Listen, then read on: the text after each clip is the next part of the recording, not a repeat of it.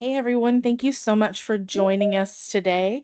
I know we have people still coming in from the lobby, so we're going to give it just a moment, get everyone a chance to get in and get connected. While we do that, we do ask that you guys mute your mics if you haven't already.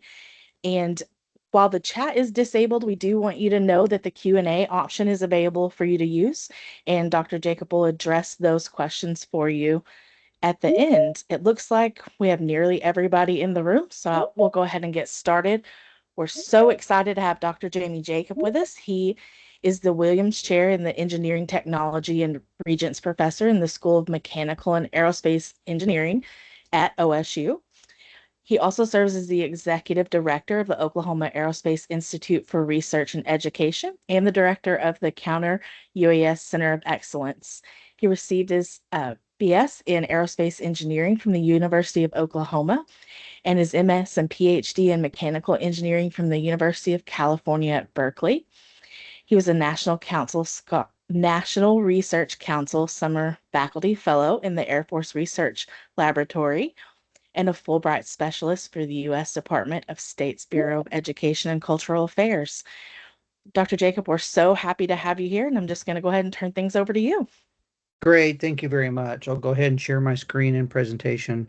Again, thank you for the opportunity. I look forward to speaking with everyone about this topic. And let's just go ahead and jump right into it. Make sure that, my screen is showing here, and then we'll really just dive into the topic. And this is something I really enjoy talking about. It's really the interface of technology development and societal impact. And obviously, what we're seeing right now is a lot of what we call disruption. A lot of things are happening very, very quickly, both in terms of technological development as well as other things in society, things such as global conflicts, changes in our economic structure. And those obviously have ripple effects. What I'm really going to focus on today is emerging aerospace, and particularly by the end, we'll talk a little bit about how this is impacting Oklahoma, mostly for the good, but we also want to talk about things that kind of may impacting for the bad as well. So to start things off, I really just want to kind of dive into this and talk about what is obviously at the tip of everybody's tongue in terms of what we're seeing in technology, which is AI. And there's obviously a lot of buzz and hype about this. And you see both pro and con in terms of AI hysteria, how AI is going to be taking everyone's jobs and how AI, might now be on the battlefield. And we've seen this roll out, and particularly the interface of AI with robots and drones in both Ukraine and now, to a lesser degree, in the Iranian conflict. And that obviously, those implications in terms of how that technology is developing and how those use cases then are trickling out and finding edge cases elsewhere that we may not have thought about. And as I mentioned, right, they're all over the map in terms of whether AI is going to be good or it's going to be bad. And the reality is we don't know yet. And that's what we're going to talk about in terms of disruption, where we're at and how difficult it is to predict these nonlinear impacts when we're really used to thinking in a very linear fashion. Obviously, when we think about AI, we have folks that'll say, it's going to, change the world. It's going to benefit everyone. There's going to be an age of abundance, unlimited wealth for everybody. And others saying, if we build this thing, everybody dies. Reality is somewhere in between. It's obviously causing job disruptions, some for the good, some for the bad. But if you're a computer scientist and coming out, you don't know what your future looks like yet. You may have been thinking 4 or 5 years ago, this is fantastic. Don't need lots of programmers to be able to code AI. And next thing we know, senior programmers are using it to help their coding, and junior programmers are, having a difficulty finding a job. But that's still very much in flux. We don't know what that looks like yet. So let's go back first, and we're going to use some examples from nonlinear thinking before we jump into aerospace. And this is one that, my colleague James Grimsley and I like to talk about a lot in terms of looking at history and historically how technology developments have impacted society. And the automobile is a good example of this. When automobiles were first developed, we didn't have regulations, laws, policies in place in order to be able to integrate these into society. We had the early automobile being introduced into a horse and buggy society. So, the old adage that everyone talks about is, oh, you don't want to be a buggy whip maker, right? You want to figure out how your technology is going to be able to transcend that product life cycle so that way everyone can use it. But more importantly, when these automobiles were introduced, we didn't have the infrastructure. We didn't have the roads where these automobiles could drive on. We didn't have service stations or gas stations in order to be able to fuel them. And more importantly, we didn't have the laws to regulate how automobiles should behave on a road because we were used to horses, wagons, which traveled typically at a much lower speed, much different type of control scenario. And we're seeing this now in the current day and age with the advent of driverless cars. And when we think about this technologically, one of the things that we can look at is the impact of driverless car technology on society at large. The United States, in particular, is a very car-driven culture. We tend to get wrapped up into our cars. We, maybe give them names, and we start to have this kind of ownership mentality, and that also drives things like where we buy our home, where our home is located, in relationship to our work, how we take vacations, how we drive our kids to school or different events. And that will start to change as we have this driverless car capability. And this is one of the things that, James and I have both noticed, right, with our kids, where when we were teenagers, when we turned 16, 15 and a half, actually, first thing we wanted to do is go out and get our driver's license because that meant freedom to us. But for, our kids, they were less enamored of that, right? Because they were already connected to all of their peers through their smartphone. Their ability to communicate with them was already there. They had that capability with their social network. And obviously, we're seeing that now in terms of how we're communicating on social media with those social network capabilities that have really started to transcend how we form those peer groups. But back to the technology of the driverless car. Right now, that technology is still in its infancy. For those of us developing the technology, we can think about this and say, wow, there's a lot of concern that we might have in terms of the sensor systems, the one modality such as Waymo versus another modality such as Tesla in terms of how they're replicating the eyeballs and the brain that you have on the car, which are doing the situational awareness, providing the avoidance of accidents.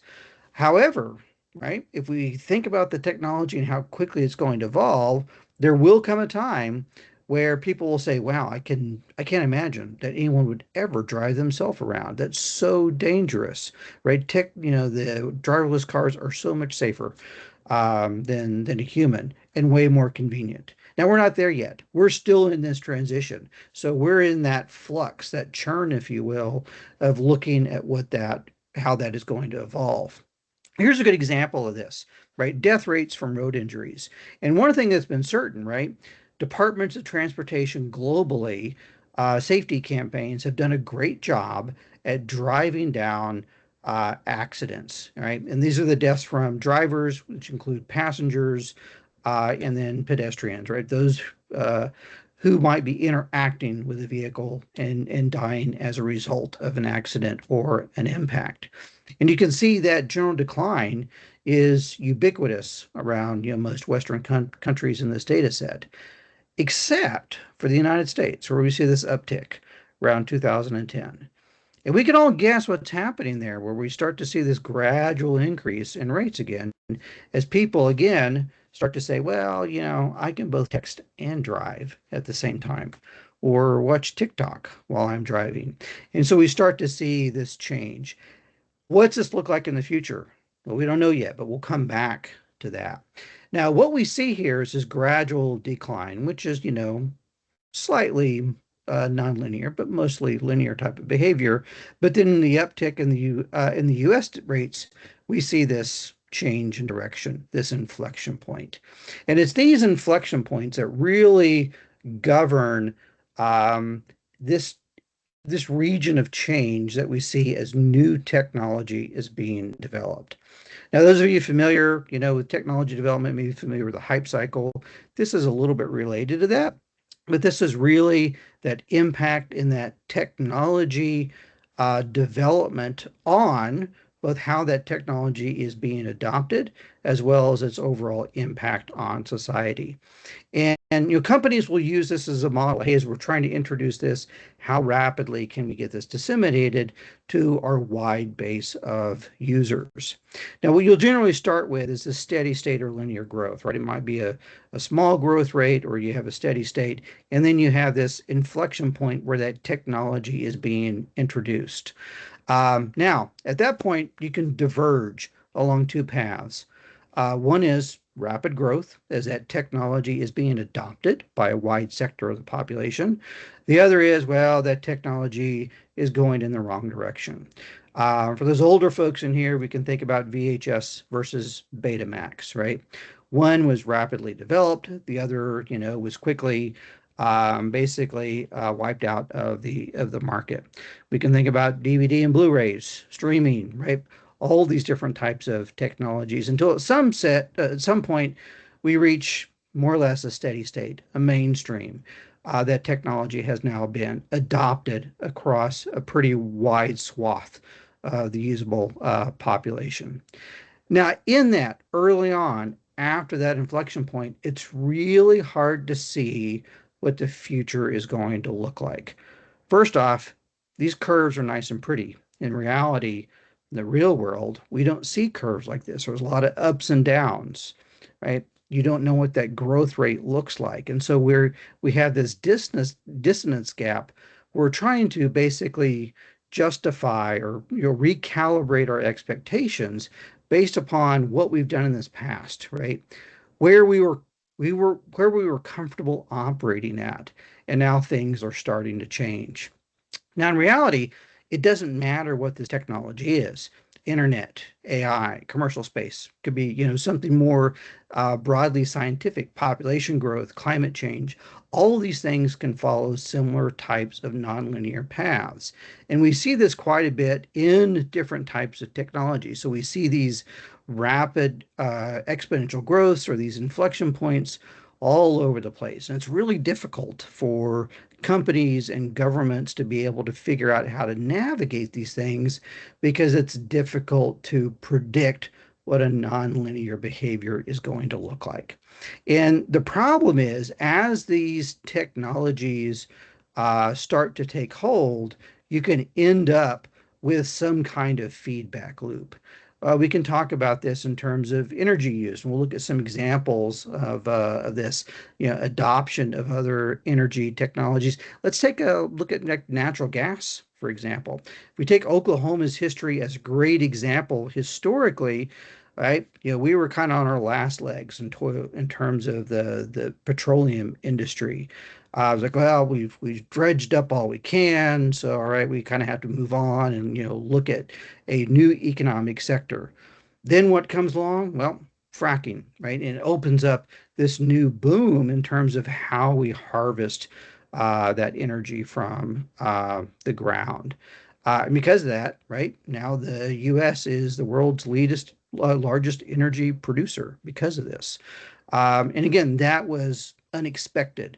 One technology development, right, really traced down back to a single person who had this idea and was able to figure out what the secret sauce was in order to be able to essentially change the world.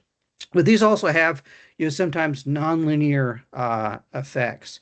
And as we're all familiar with, right, what we see essentially in climate change is a similar type of impact, similar curve. And for climate change scientists, this is one of those curves that they give a special name to called the hockey stick graph, because we're measuring predominantly the change in the temperature, right? This down here. But that's driven by the change in greenhouse gas concentrations in the atmosphere. So that's primarily CO2, right? And obviously, one is very correlated with the other. And we can relate that back to our own personal experience as well. This is Oklahoma City's temperature change over the last 170 years or so. And again, we can start to see that same behavior. But this is not that clean curve that we see when we average all that data together. When we look at it on a year by year basis, you have ups, you have downs.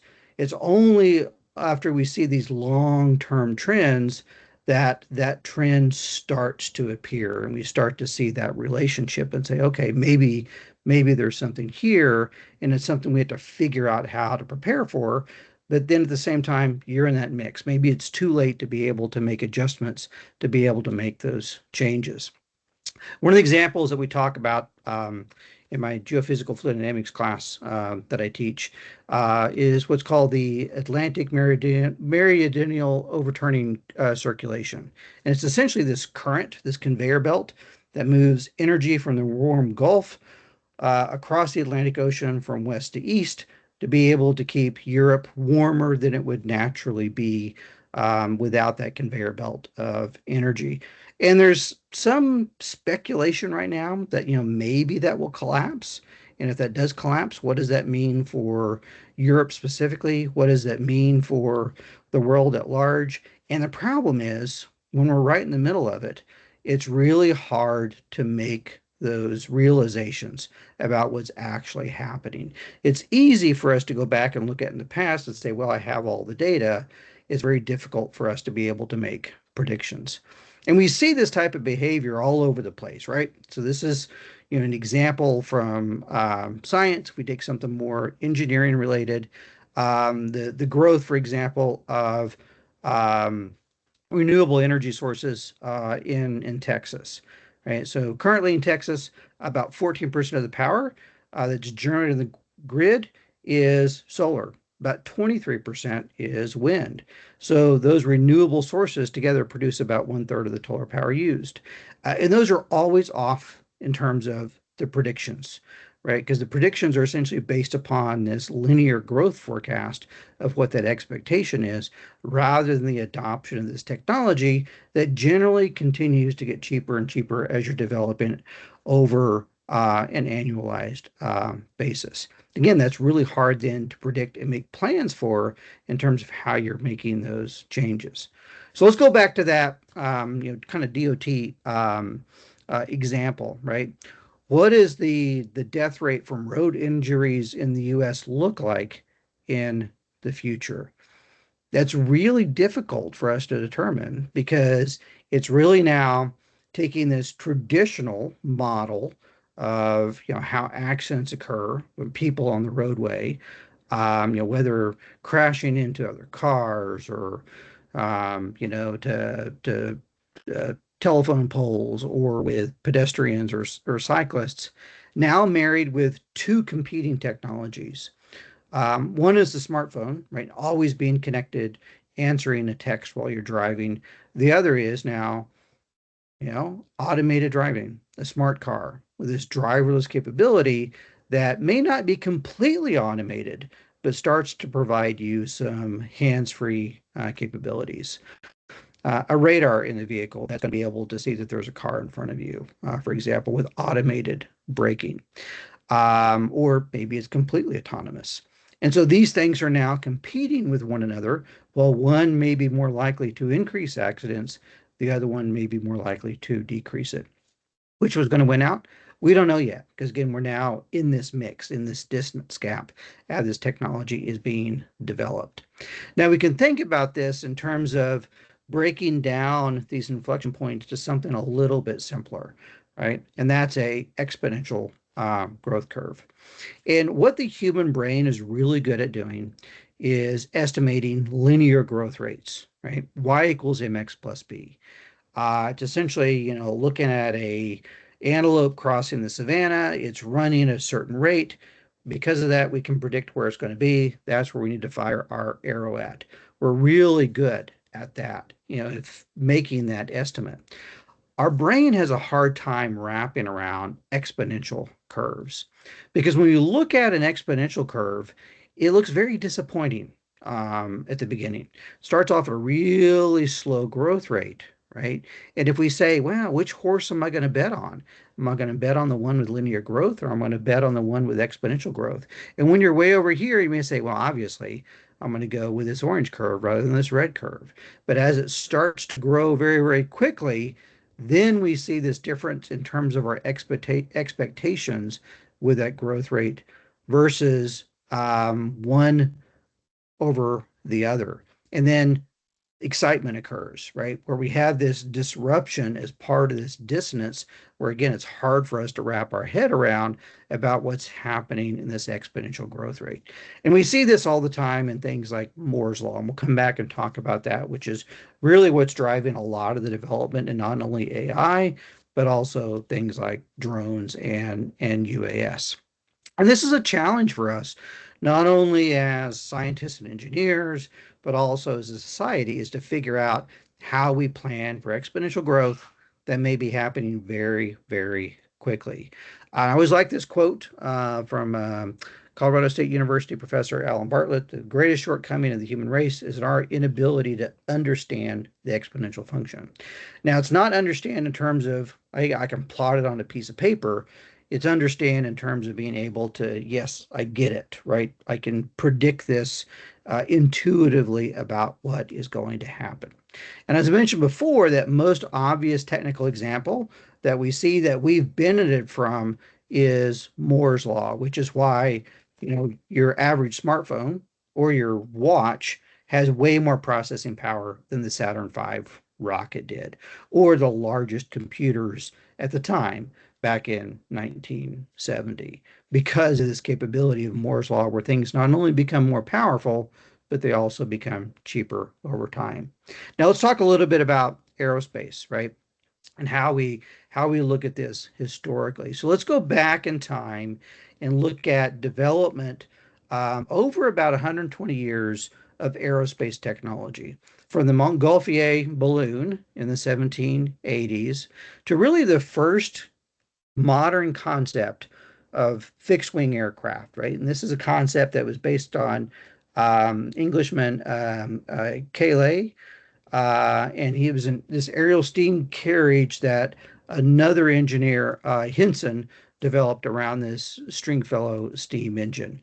Didn't fly. It was purely a sketch concept, right? In terms of, oh, here's what this might look like in the future. Now, it wasn't soon long after that that the Cayley you took a 10-year-old boy in a first glider flight that's towed. And so that was the first example of someone actually flying in a fixed wing aircraft. But it took another 60 years for the Wright brothers to be able to figure out that secret sauce, that ability to be able to use that for actual human powered controlled flight in a heavier than lift aircraft. Similarly, going back to 1780, when that Montgolfier balloon first flew, it was 60 years after that that the first use of uncrewed balloons to actually deliver munitions in an uncrewed system. It was actually a bombardment of Venice using balloons that were launched from ships. So it took that long for that technology to actually be developed. Now, if we fast forward then and go from the 1900s to this past century, we can see how quickly technology rapidly evolves. It takes us 60 years to go from this wooden and cloth balloon, driving this 12 horsepower engine using manual control, now to a supersonic passenger aircraft. In another 60 years after that, where now we're flying completely autonomously on another planet. And that's that example of exponential growth, where we see really rapid changes over a relatively short period of time, where things change very, very, very quickly. We can almost put ourselves in the minds, right? If we go back to the 1800s and again imagine that you're born in this era of Montgolfier, by the time you die, right, you see, oh, here's a sketch of this plane, but another 60 years go by before you see this, right? That technology development in terms of aerospace or aircraft technology was really, really slow. It was generational. But now we see these really rapid changes in this technology over a period of 120 years. From that first flight of the Wright Flyer with the Wright brothers to now flying something completely autonomously on another planet, which is just a huge leap in terms of those capabilities. And it takes a lot of technology developments in different areas for that to be able to happen. Now, we can relate to this to space as well, right? You could pick almost any example that you want to. You go from the Wright Flyer to the 1960s. Now we're putting people on the moon with these large rockets. 60 years later, now we're taking these rockets and we're recovering them. And you may think to yourself, oh, is that really that big of a leap? Well, I always, like to use the example of 1969. We're putting men on the moon, and then, after the Apollo missions, we never go back. Why? Because it was so expensive to do. It took so much effort, 5% of the GDP to be able to make that happen. Now, right, what's happening with SpaceX and Blue Origin is the ability to do this inexpensively by having these reusable rocket capabilities that have this autonomous capability now to actually be recovered. So it's reduced the cost of space travel, by over an order of magnitude. And again, that is tremendous in and of itself in terms of being able to do this. So we can think about every aerospace advancement. You can pick whichever set of slides that you want to are really being driven by disruption. Man flight, jet engines, autonomy, right? The structures in terms of moving from wood to aluminum, the capabilities of going from mechanical and analog to digital control, right? All these things are being driven by this. And we see examples of this exponential curve all throughout aerospace history. So going back to the Wright brothers again, we have this really early period of attempts at flight. And you can see this here. This blue is the experimental period where basically folks were building aircraft and saying, "Hey, I've got an idea. I'm going to go out and build something." And you've seen the old time funny videos where someone builds something and it collapses or it crashes. And then what do? They basically start from scratch and come up with another crazy idea. And what the Wright brothers were able to do were have an iterative approach, right? First, they studied nature. They went out and basically watched turkey vultures fly and say, oh, that's how they're doing the control, right? And that was really one of the Wright brothers' secret sauce was looking at the control capability. Wing warping. Birds, change the shape of the wing. We're going to do that with our wings. Of course, then they had a lot of great engineering in terms of their engine, their ability to construct, control the system, and then actually do a lot of testing associated with that. And what you see is when they put all this together is this exponential curve in terms of the capabilities, where you go from, really an inability to do much of anything to finally moving up and moving very, very quickly in terms of the ability to fly. And of course, what happened after that? Everyone else saw what the Wright brothers are doing and says, great, yeah, we can do that as well. And then start to make changes iterated directly on that. For example, rather than warping the wings, let's use some kind of control surface instead, which essentially has the same effect, but a much simpler structure, which gives you much greater capabilities. And then we have flight literally take off from that point. Now, if we expand that and look throughout the history in aviation, we can see how this impact of technology, this disruption, ends up in these inflection points throughout history, right? As we're essentially moving from the Wright brothers, and now we have new technology that's introduced. This curve only goes back to 1940. If we took this back to 1920s, we would, move from the era of wood and strut biplanes, right, to aluminum aircraft technology in that first inflection curve. Now we see the ideas of jet engines and swept wings allow us to go faster. Pressurized cabins allow us to fly higher. Once we can fly higher, then we can fly faster. Now I can take those jet engines and I go from a low bypass or no bypass ratio jet engine to a high bypass ratio turbofan, which makes my aircraft much more efficient. So we have these new ideas that increase the capabilities of the aircraft, primarily measured in things such as passenger miles, per dollar, right?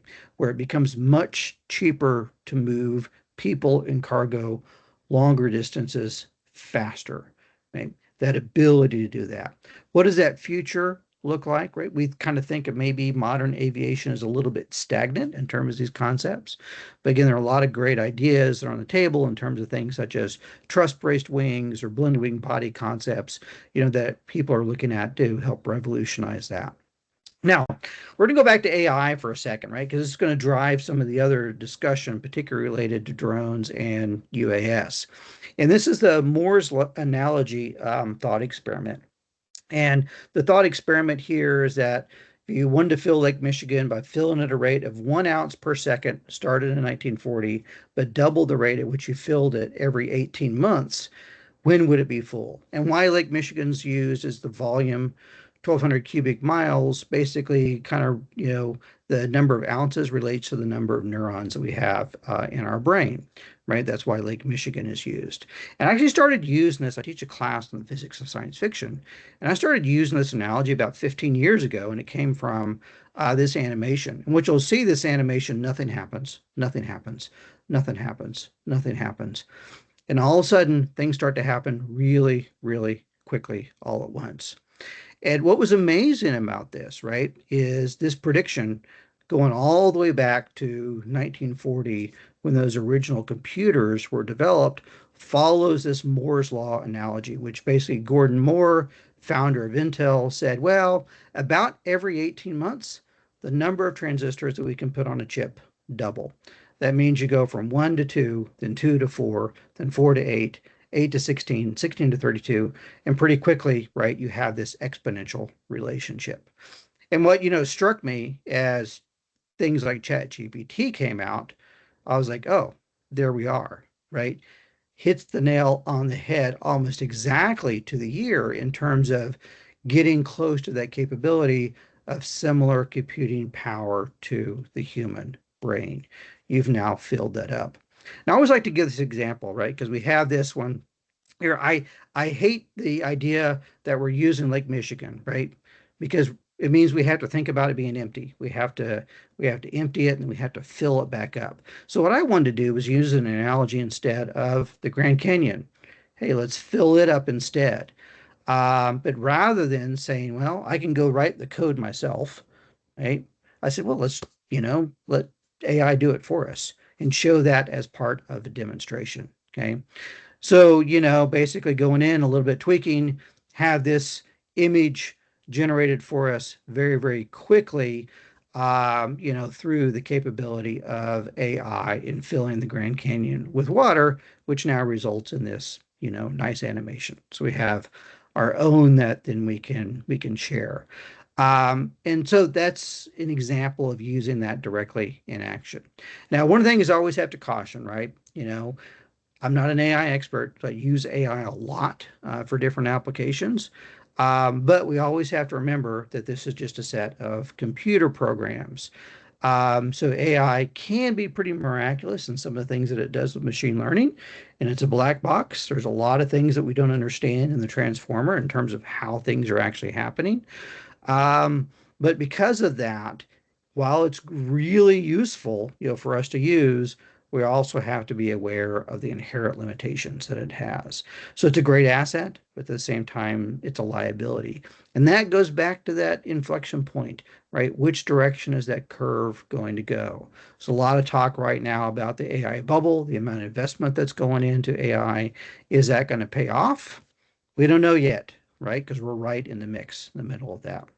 Let's talk about another one that they're right in the middle of. Let's turn this back now to aviation. And so this is another example of exponential growth.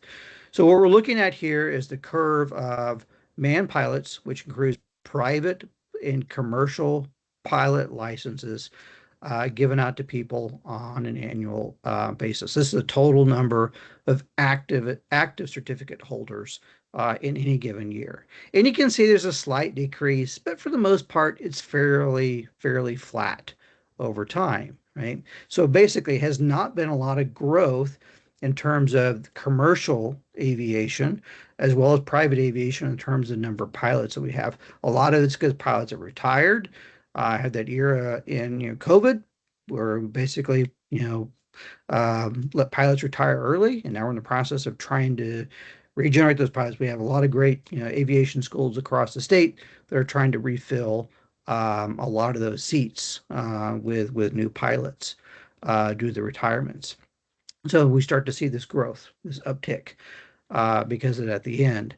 Now, if we compare that and add on remote pilots, and specifically for those familiar with the FAA regulations, these are Part 107 pilots. So folks that have now have that Part 107 card that allows them to be a drone pilot, we can see that exponential growth. And that's very clear from this, right? Very rapid, essentially starting off from zero in 2016 when the FAA generates a Part 107 certificate and the rapid growth in this. Where's the maximum number of Part 107 pilots that we're going to generate? We don't know yet, right? Because we're still in this exponential growth curve. It's pretty easy for us to come back to the manned pilot curve and make a prediction of where things might be at in a couple of years based upon that growth trajectory of the previous years. We can fit a linear curve to it. It's difficult for us to do that with the manned pilots, particularly when we break this down and say separate those two out and then compare that with what we have with the growth of the Part 107 pilots for drones in US.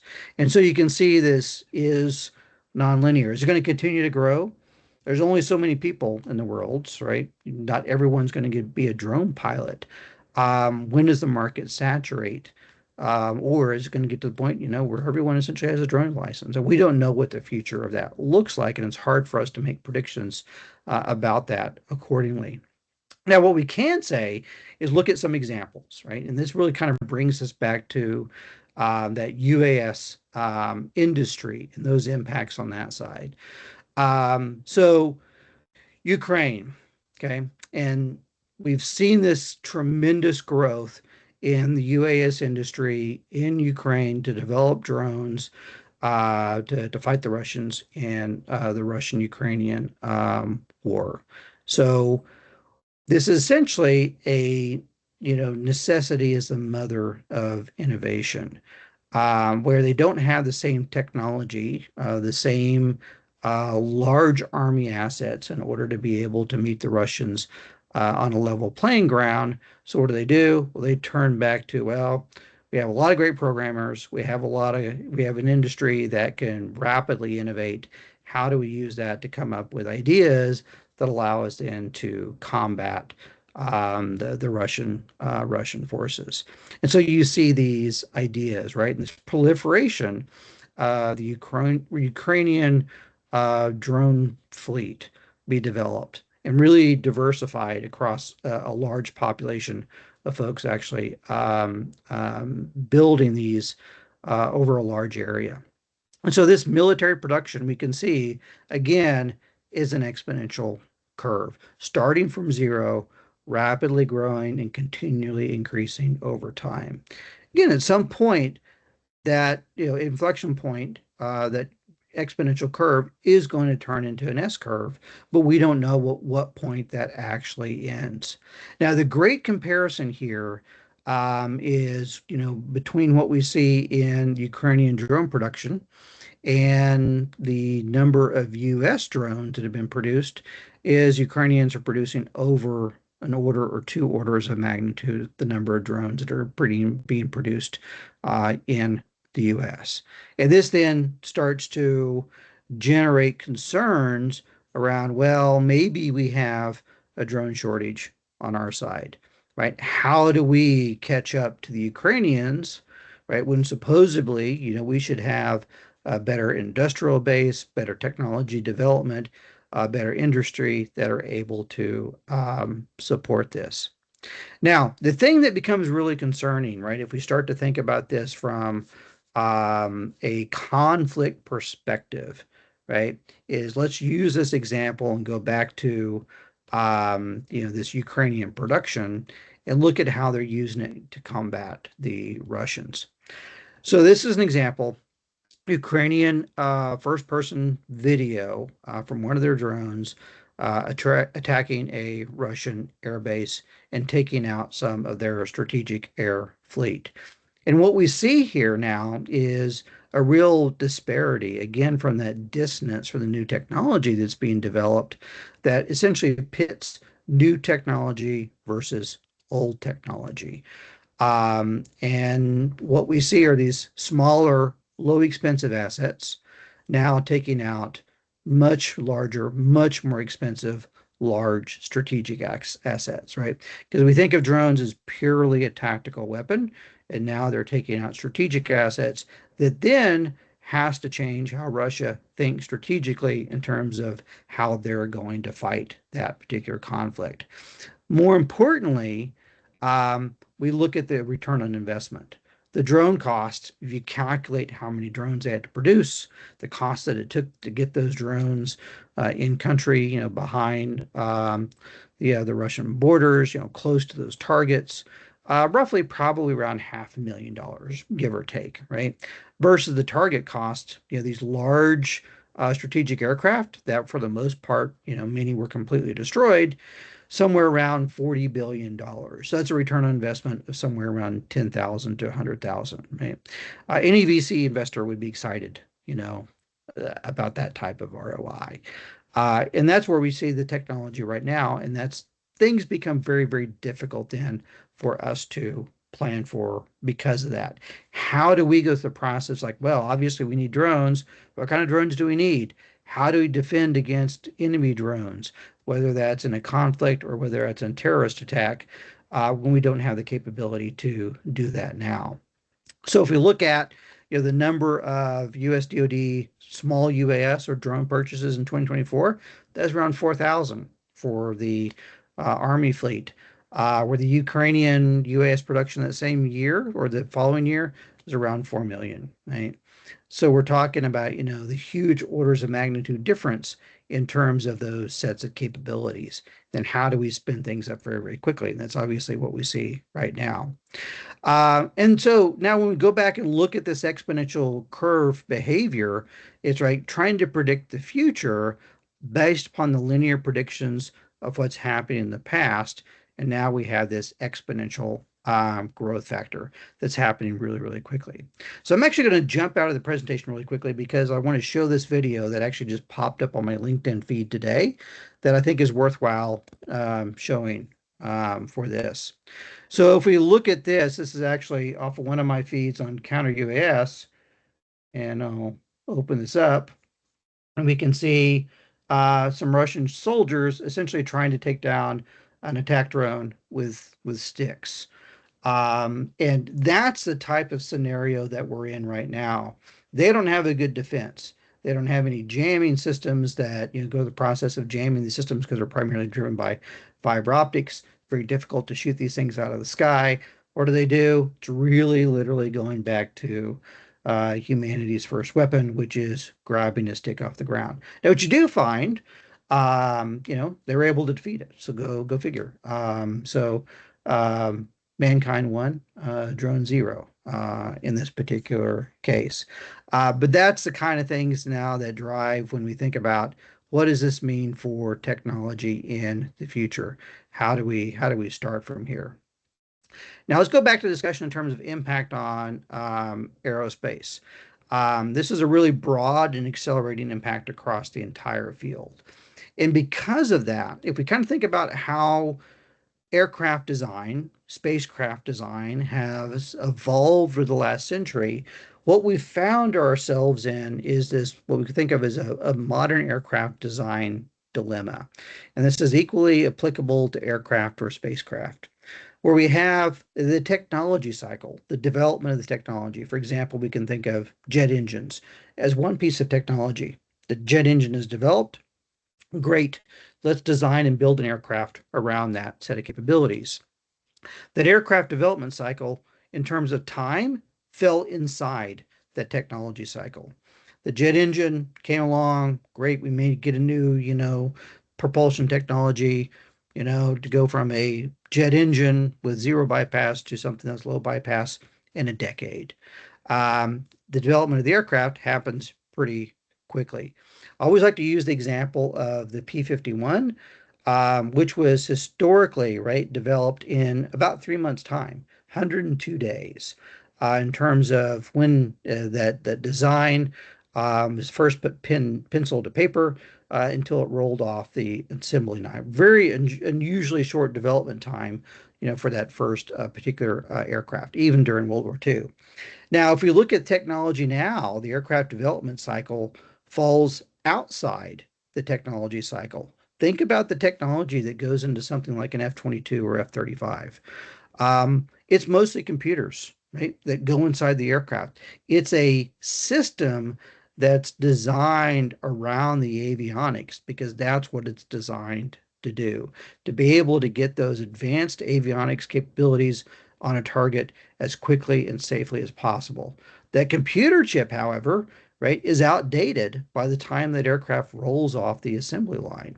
So now that technology cycle is happening much more rapidly than the aircraft development cycle because the aircraft may take 10 years to produce.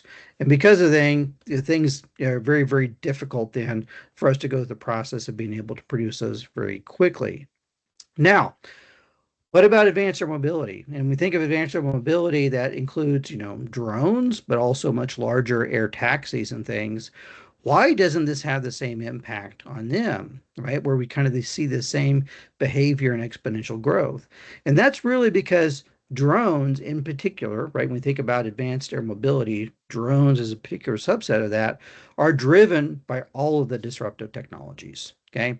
Drones are driven by GPS, the ability to know where you're at and navigate with small onboard computers, 3D printing capabilities, which the Ukrainians have used to great advantage, sensors, battery technology, and now onboard AI. Things that are able to say, able to recognize images in a target and be able to track those over time. So it's all of these disruptive technologies in mass that essentially have come on board at the same time. Now, drones are not a new concept, right? The first drones go all the way back to World War One with the Kettering jitterbug, which was basically this aerial torpedo concept that was mechanically driven with simple mechanical timers and computers on board. But we really didn't see the first remote control drones until World War II. So it's taken a long time for those, right? Each of these have had an exponential growth curve associated with it, where they all peak really at about the same time, which provides us capability and this advantage now for drones to be able to take advantage of. Now, with that, let's talk about some specific emerging aerospace impacts in Oklahoma.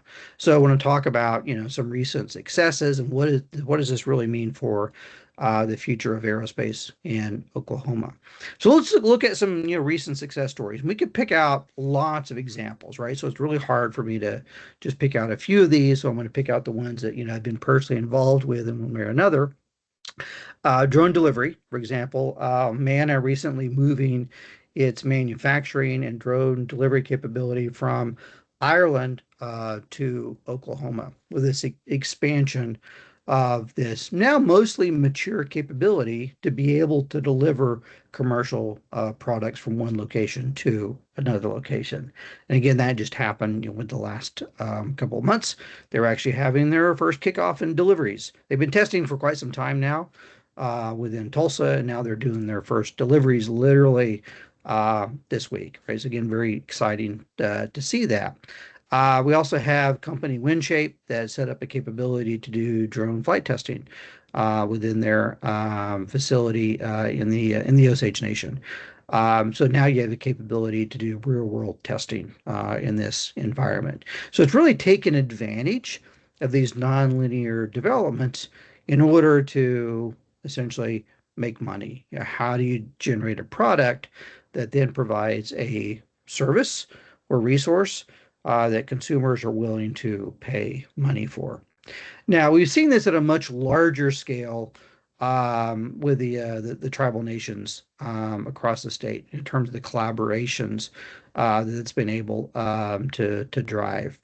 In particular, Choctaw Nation with their emerging aviation technology center, driven by James Grimsley and his team, recently named a FAA unmanned aircraft systems test site, allows them to evaluate that. Again, they started over a decade ago in terms of being able to set this capabilities.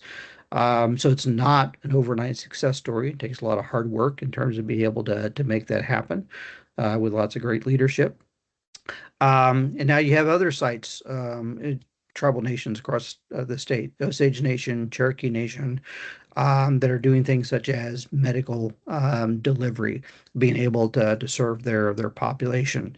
And there are new programs. We have the eVTOL Integration Pilot Program, EIPP, that Oklahoma is a partner to three other states on to be able to help support the emerging capabilities for much larger advanced air mobility systems that are going to move large cargo or people, and really go through this process of demonstrating the capabilities, how well those systems work before they scale up. It takes a lot of work and a lot of effort before you can then scale very, very quickly.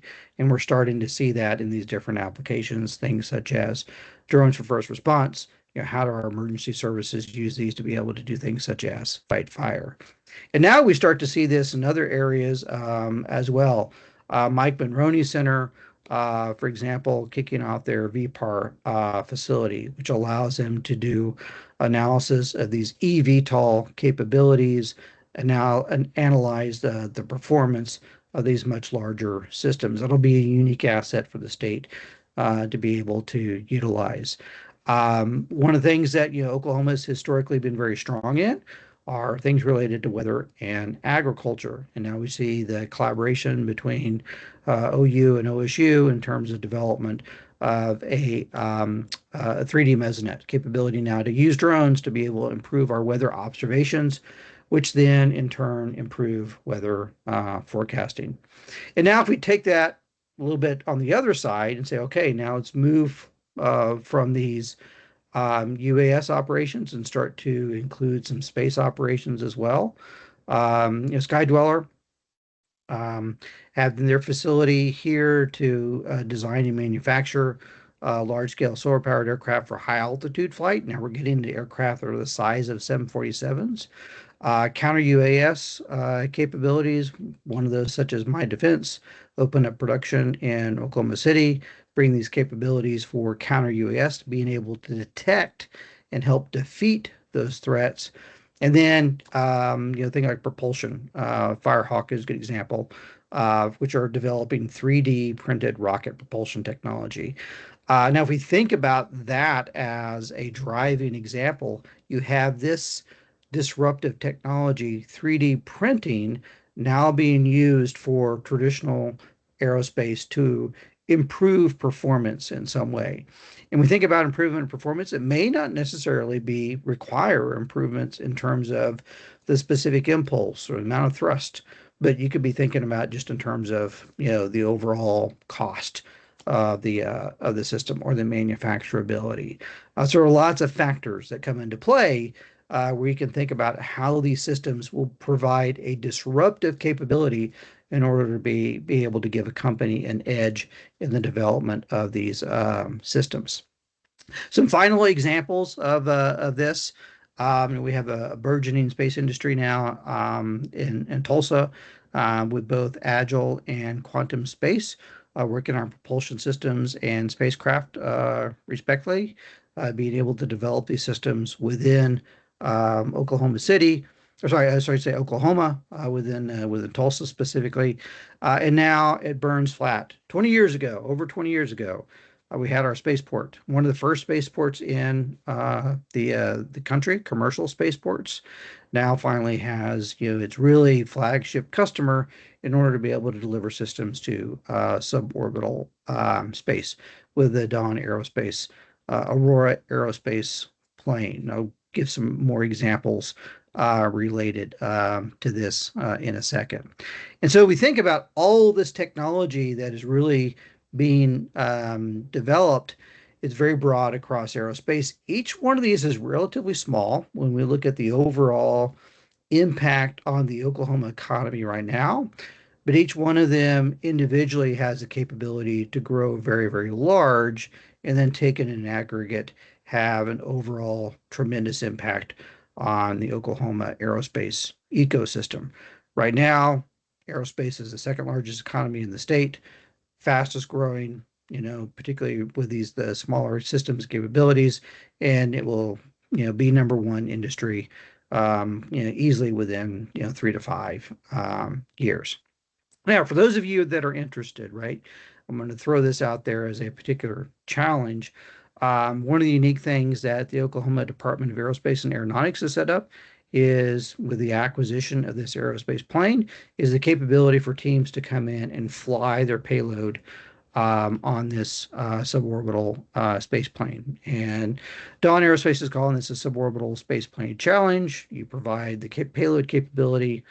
They will provide the ability to fly that payload to over 100 kilometers, right? If you're interested in this, you can, scan that QR code or just, do that Google search and you'll be able to find that information very quickly to allow you to take your payload and essentially get it into orbit. Very excited about this kicking off in 2027. And that's kind of where I'll finish up with the basic technology. I'm going to show this quick video of the Dawn Aerospace plane in action. This is actually in New Zealand, where so you may look at the mountains and go, that doesn't look like Oklahoma. That's because that is not. This is taken off the coast of New Zealand. And this flight in particular is essentially trying to break the time to space record for a fixed wing aircraft. And you can see essentially goes almost vertical pretty quickly. And this provides, so let me talk about what's utility of an aerospace plane is you're taking off horizontally, landing horizontally, allows you rapid reuse of the aircraft. Much like a commercial aircraft or a private plane, you can refuel, reload the payload, and then fly again very, very quickly. Harder to do that with a vertical takeoff, vertical landing rocket, primarily just due to the refueling capabilities and where you have to land at. So again, this provides a unique resource for the state of Oklahoma, and one that will literally hopefully help this industry take off as we move into the future. So I'm going to let this play out for a second as we see the cyan sky start to turn into a deep azure, and then finally fade to black as we reach the edge of space.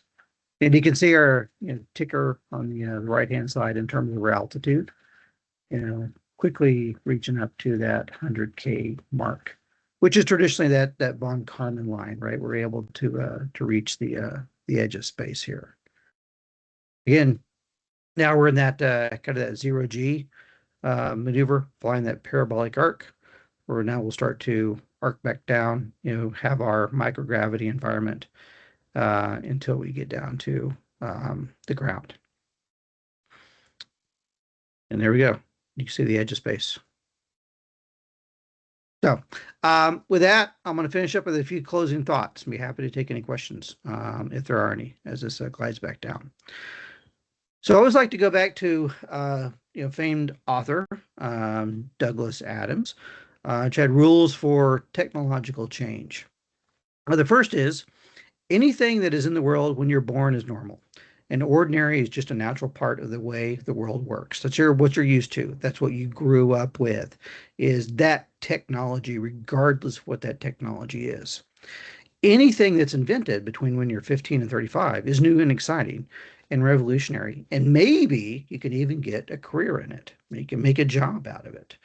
However, for those of us that are older, anything invented after you're 35 is against the natural order of things. And that's not the way that we used to do things, right? And again, for Douglas Adams, this was pretty tongue in cheek in terms of how you deal with changes in technology and changes in society as you go from being immersed in something to actually utilizing it. And the phrase I always like to use is Michael Toscano, talked about this at AUVSI, which is going from a digital immigrant, which is what I am, growing up in an analog world, and then, embracing computers essentially as a teenager. So falling into that number two gap, to a digital native, where you're born into that environment, right? And our children now, they're getting, smartphones, computers, and now AI introduced to them at a very, very early age. And then one thing we have to think about in terms of the disruption and the exponential growth is this is not how it used to be, right? Number one, just used to be the way of life all of the time. You live, you'd be born, live, and probably die in the same village, same 25 miles. Most people didn't travel very far before the modern age. And technology, even up through the 1700s and 1800s, did not change very much during your lifetime. So it's only recently, literally in the last century, that we've started to see this rapid technological change and its impact on society. So I always like to warn people, right? Please be patient with me. I'm from the 1900s, right? Because of that, I might be a little bit slower with technology, and because of this, right? I had that map up as a backdrop to my title slide. This is what I like to think of, right? This technology frontier that we're sailing into is unknown. We don't know what is over that horizon yet. And we have to be flexible and creative in terms of how we deal with those new challenges. So with that, I will, do a quick advertisement. So there are a couple of events coming up in the near future that some of you may be interested in. There's a Counter UAS Summit next week, August 19th in Oklahoma City. There's a group called ASARA, which is evaluating weather UAS in Daytona Beach in a couple weeks at Embry-Riddle Aeronautical University. And finally, we'll be hosting, I think this is the fifth Thunderbird Drone Festival, maybe the sixth. We've hosted it the last 2 years in Tulsa. This year, we're hosting it for the first time in Stillwater, Oklahoma. Includes not only a drone film festival, but drone light show, and also lots of great STEM activities on that Saturday. So with that, thank you for your time, and I'd be happy to take any questions if there are any.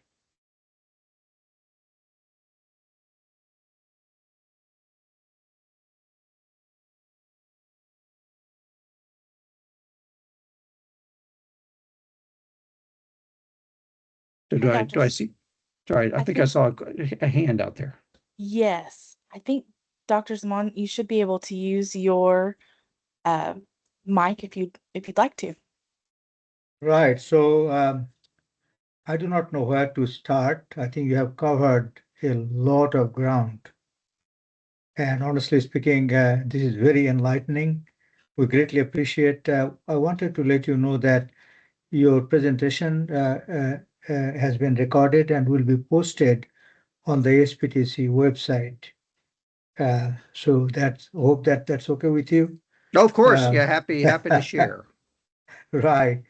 So this is really, really interesting. And I think you made a statement that the aerospace would become the number one employer, if I may use that word, in Oklahoma in a couple of years. And what data do you have to demonstrate that, to show that that will be the case? Yeah, and so I shouldn't say employer. It's the number one economy in terms of gross product in terms of the amount of I'd say from a monetary standpoint, not necessarily the employer standpoint. So that comes from the Oklahoma Department of Commerce, and primarily from the ACES team. So Alicia Pearson is a great one to talk about those specific details from that end. And in your here, I think relative to Oklahoma's, and by the way, your last video, the New Zealand video, who was the developer of this technology? Yeah, Was it it's a comp. developed in New Zealand or was It, it it it it was. It's a company called Dawn Aerospace. okay? And this is And the this will same be one, actually, so this is so they've been developing this aircraft for lower altitudes, right? suborbital flights, for some time now. They also develop on orbit space technology, primarily Right. thrusters, for satellites. Mm-hmm. But Oklahoma will have the first version of this aerospace plane that will operate from the Infinity One spaceport in Burns Flat at the Clinton Sherman Airport. So it'll be really unique. So Oklahoma will be not only the only state in the country to have this technology for the time being, once it's rolled out, but also the only operator in the world. And how long did it take to reach that 100K Oh, I think level? it was. I think it was on the order. I think it was like 110 seconds. Don't quote me on that. It's actually, if you look up Dawn Aerospace Aurora, record flight on YouTube, you'll be able to find that video. Thank you. And I believe that it was the F-15 Streak Eagle that had the previous record.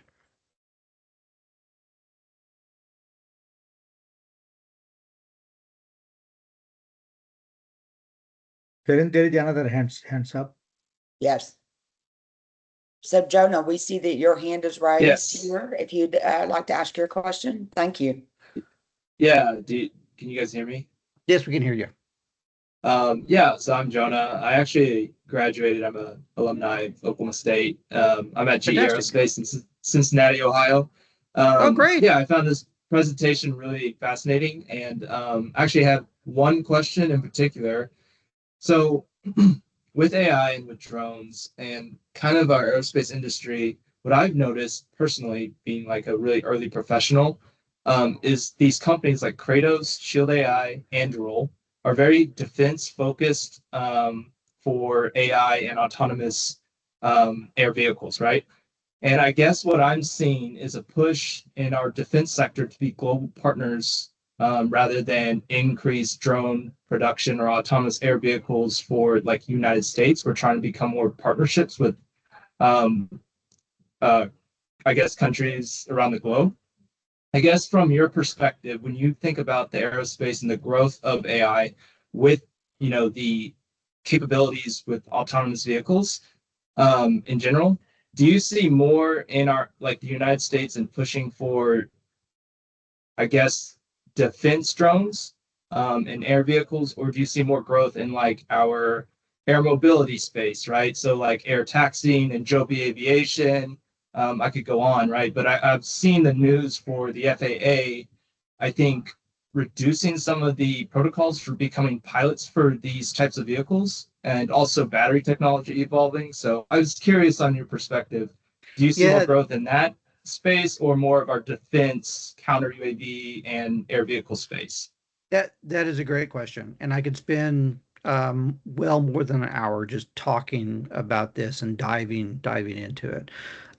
So first, congrats on the job at GE. To great company. They do a lot of great stuff there in Cincinnati. One of my first PhD students, Andrew Simpson, actually works there. So if you ever come across him, say hello for me. Yeah. But let's go, back to kind of that question in terms of defense versus commercial, right? And we can think about, defense technology has typically been a driver for bleeding edge technology development in aerospace. And why is that? Well, it's because, defense is less worried about the bottom dollar at the end of the day, right? They don't have their customer is just making sure that they achieve their objective rather than saying, well, what we need is a paying passenger, right, to be able to get on this aircraft. And that's why you see a lot of the technology developments, which are really driven by the defense side.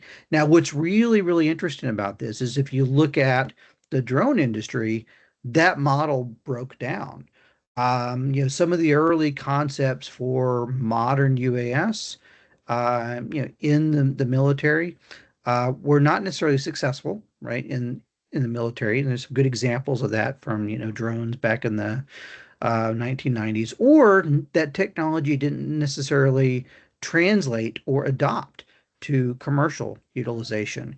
And you see this for, say, the much larger fixed wing aircraft. It's very difficult, for example, to make a commercial case for anything such as a Shadow, a Hunter, right? Smaller kind of Group 3 aircraft. Again, decent sized aircraft, hundreds of pounds, but not large enough to carry people, or things like the Predator or Global Hawk. Now you're talking millions of dollars. It's hard to find a commercial use for that can actually afford it.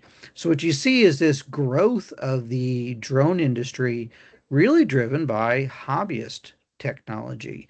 And that's really what caught the DoD on their back foot. Right? We're going to dismiss that. We're not interested in small drones. And even the FAA saying, well, we're going to focus on big drones first. If you go back, 10 to 15 years ago in terms of their strategic plan, we're going to get these bigger aircraft integrated into the airspace first. But what they did not see coming, which, if you understand Moore's law and think about this technology, the real thing, again, that drives, what's the one thing out of anything else that drove the adoption of these smaller drones, right? You can go to Best Buy now, buy a drone for $100 that's very, very capable, right? That would have outclassed anything 2 decades ago. Again, it was a smartphone, right? It was this thing that drove that technology development because it's a computer, and that computer is getting really, really inexpensive, but it's also a GPS system, and it's all within this really, really small form factor and able to do all this really amazing stuff. And so as these things were being miniaturized, and you have this capability grow that then provides now, hey, I can fit this on a drone and do something I wasn't able to do, which is primarily, drones are inherently unstable. If you didn't have that computer that's providing that real-time feedback control with your PID loops on there, it would, quickly, fly away, right, and flip over. So it's very difficult to be able to keep that stable. That idea is not new. Sikorsky came up with a quadrotor concept back in the 1940s, actually demonstrated it with mechanical stability. But again, it wasn't as capable as something like a helicopter. So we didn't see that come back again until you had the capability for this to be able to do rapid calculations and say, well, I can change in real time, right, the RPM of each one of these rotors in order to be able to keep this aircraft stable. So now you have essentially two competing pathways. These more expensive systems developed by the DoD and these larger, inexpensive systems that are being essentially developed by academics and the hobby industry, right? Two parallel paths that end up converging. And that's why at the end of the day, we essentially kind of ignored that latter piece. And then the Ukrainians, as an example, right, this was still happening in the commercial industry as well, are able to pick that up and essentially run with that baton. And we go, wait, they're producing 4 million drones a year when it's very difficult for us to make a couple thousand. Now that's really changing in the US. We see a lot of great new industries coming in and saying, okay, we're going to take this opportunity. DARPA had what was called the Heavy Lift Challenge just last weekend. You can go to YouTube again and look at the video from that and look at these great concepts that innovators are coming up with to be able to essentially lift really, really heavy weights with very, very small platforms. Again, that's one of the things that the U.S. is really best at is innovating and driving from an entrepreneurial mindset of how do we develop technologies that we can then produce at a much, much larger scale. Now, I don't want to, I could again spend all day talking, trying to answer this question and delve into this, but how does that translate into advanced air mobility people movers? That's a great question. We have a lot of companies, Joby, Archer, Beta, just some examples that are developing this technology. Is that going to be, it's technological feasible. We know that is, right? Because it's flying right now. Is it going to meet the requirements to be able to get a passenger from point A to point B in a reasonable time and a reasonable cost and a reasonable ability to turn around? We don't know the answer to that yet. And that's, we're still on that inflection point right now. So we'll have to see what the future holds. But I think that's also very exciting to see what happens with that technology. Awesome. Thank you.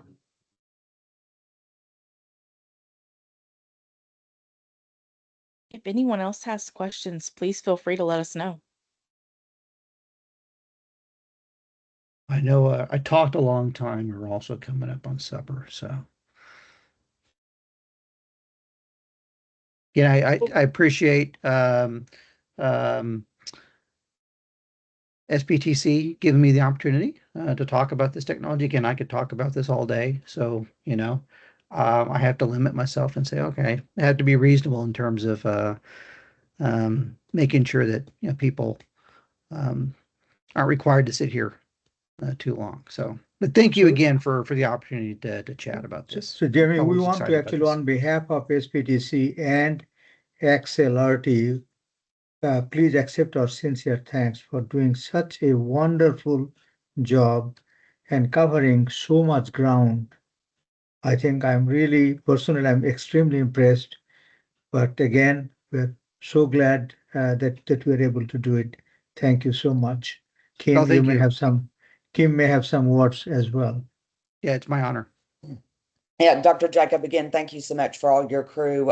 We've worked with your crew closely this week at the Tribal Safety Summits.